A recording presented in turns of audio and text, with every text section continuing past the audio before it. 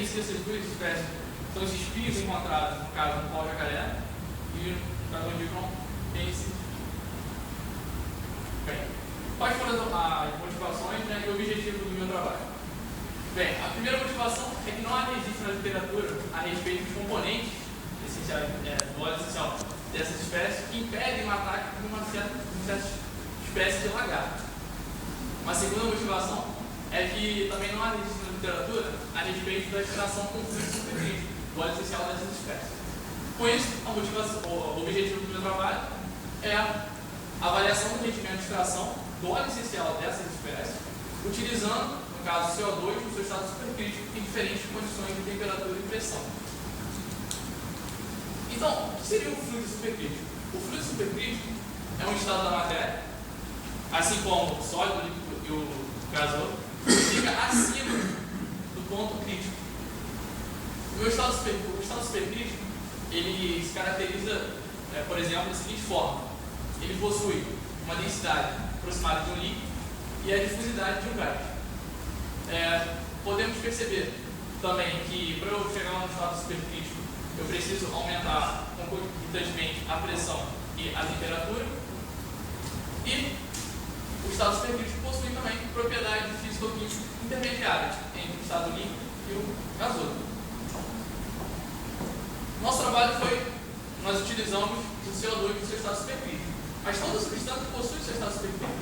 Por que nós utilizamos então o CO2?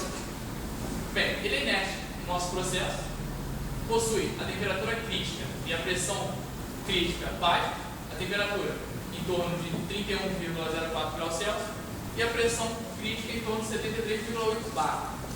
Como eu havia dito, sua densidade é próxima de um líquido, a difusidade também de um gás, possui baixo custo, não é tóxico e também não é corrosivo. Então, os nossos materiais de método foram os seguintes: as nossas amostras foram coletadas no jardim florestal, aqui do nosso Instituto de Floresta, da nossa universidade. Nós alimentamos o extrator com cerca de 4,5 gramas de material vegetal. A nossa amostragem foi feita a cada 5 minutos. As condições de pressão foram de 100, 150 e 200 bar e a temperatura de 40, 60 e 80 graus Celsius. Todos os experimentos foram feitos em triplicado.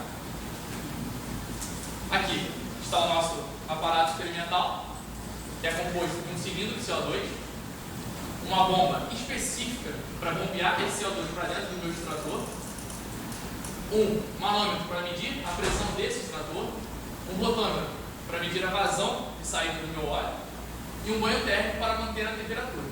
Como eu havia dito, o nosso experimento realizou-se da seguinte forma: nós alimentamos o extrator com cerca de 4,5 gramas do material, colocamos na condição desejada de temperatura e pressão, fizemos a extração pelo método de despressurização através de uma válvula aqui, a saída do extrator.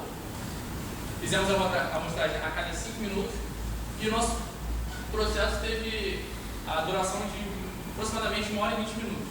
E percebemos aí a saturação, no caso da extração. Bem, os rendimentos foram calculados através dessa fórmula, que é a massa do extrato, que é a massa de óleo retirado, sobre a massa de carga livre dissoluta, que é a massa da planta, menos a massa de óleo contida nela, vezes 100.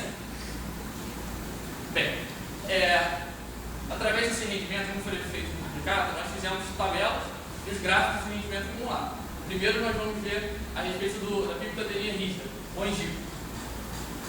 Aqui está a tabela, em relação à temperatura e à pressão. Percebemos na tabela que há um aumento do rendimento quando eu mantenho a temperatura constante, estou aumentando a minha pressão. Isso se deve ao efeito de densidade do solvente, que quando eu mantenho a minha temperatura constante e aumento a minha pressão sobre o solvente, eu aumento a sua densidade. Logo, eu consigo solubilizar mais o meu soluto e consigo, consequentemente, extrair mais o meu óleo. A 80 graus não acontece isso, variando de 150 para 200, porque há uma disputa de dois efeitos: o de densidade do solvente e o de pressão de vapor do soluto. Por isso, há uma diminuição do rendimento. Quando eu mantenho a pressão constante, estou variando a minha temperatura, eu diminuo essa densidade do solvente. No caso, eu deveria diminuir o rendimento de extração. Só que, de 60 para 80, há um aumento desse rendimento. Novamente, há um efeito da disputa da densidade do solvente com a pressão de vapor dissoluto. Quando eu mantenho a temperatura constante e aumento a minha pressão, eu aumento a pressão de vapor do meu soluto. Consequentemente, eu aumento a solubilidade dele, do solvente, e consigo extrair mais. Isso também foi percebido a 150 bar e a 200 bar em todas as variações. Aqui estão os gráficos de rendimento acumulado. No caso, o primeiro gráfico é a 40 graus. Percebemos um aumento no rendimento conforme o tempo. E percebemos também a saturação do processo a aproximadamente 3.000 segundos.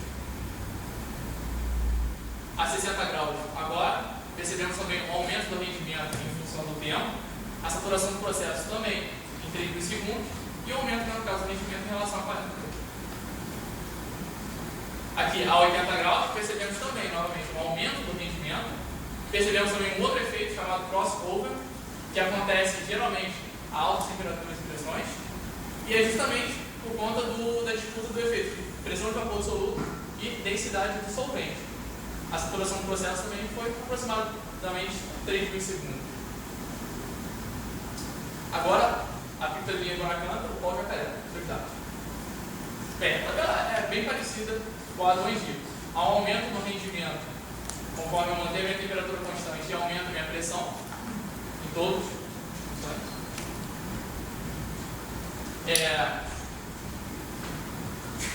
No caso, quando eu mantenho a minha pressão constante, estou variando a minha temperatura aqui de 150 bar, de 40 graus para 60 graus, eu tenho a diminuição normalmente, porque eu diminuo a densidade de solvente, 300 bar.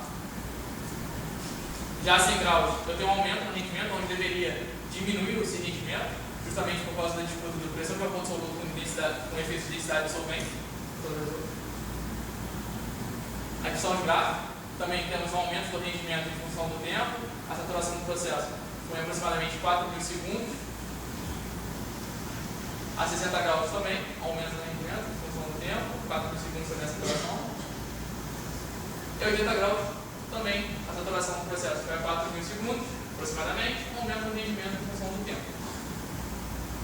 Bem, a conclusão que nós tiramos do nosso trabalho foi que a primeira é que, utilizando o CO2 do seu estado supercrítico, nós conseguimos extrair o óleo em qualquer condição, em todas as condições estudadas.